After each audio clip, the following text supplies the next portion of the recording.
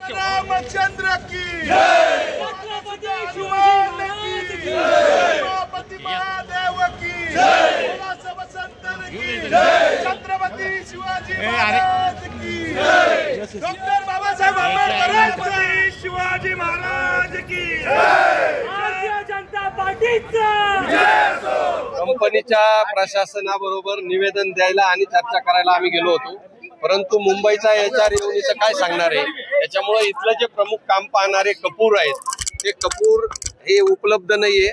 आम्ही प्रशासनालाही सांगितलं आणि पोलिसांना विनंती केली का आम्हाला कपूर पाहिजे, आम्हाला त्यांच्या बरोबर चर्चा करायची, कारण आम्ही मुंबईहून आलेला एचआर आम्हाला इथं काय सांगणार. त्यामुळे आम्ही परत चाललोय. आम्ही परत निवेदन कपूर साहेबांनाच देणार आणि कपूरांनाच आम्ही खुलासा विचारणार. कधी भेटणार आत्ताच्या ते पोलीस चौकशी चालू आहे, त्यांना ताब्यात घेतलेले आहे. ज्यावेळेस त्यांना सोडतील त्यावेळेस इथले पोलीस अधिकारी आम्हाला फोन करणार आहे.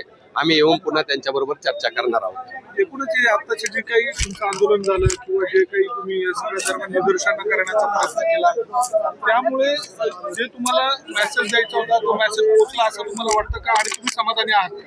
मेसेज देणं हा आमचा उद्देश नाही आहे, परंतु जे काही घडलं ते भयानक आहे.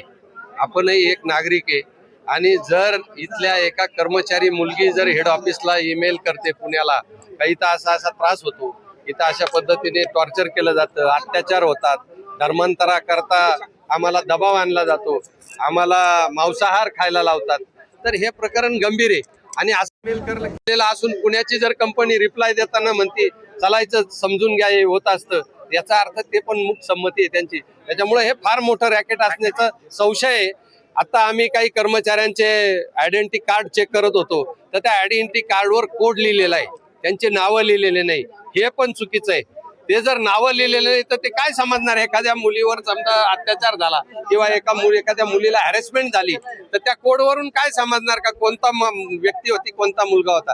त्यामुळे आम्ही सगळीच चौकशी करा आणि ती मागणी करणार आहे, त्या पद्धतीने आम्ही निवेदन देणार आहोत. देखभाल करते हैं वो अभी चौकशी में है, इसलिए उनसे अभी हमारी मुलाकात नहीं हुई है.